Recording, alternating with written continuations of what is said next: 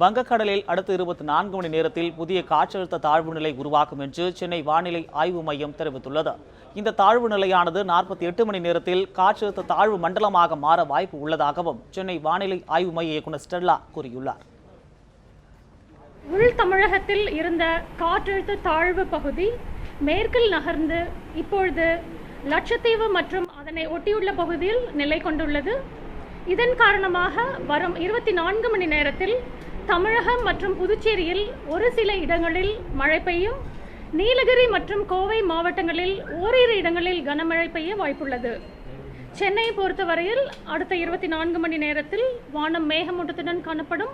ஒரு சில இடங்களில் மிதமான மழைக்கு வாய்ப்புள்ளது.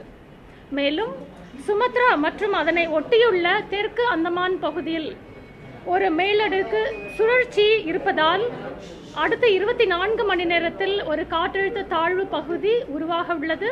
அதனைத் தொடர்ந்து வரும் 48 மணி நேரத்தில் அது காற்றழுத்த தாழ்வு மண்டலமாக மாற வாய்ப்புள்ளது.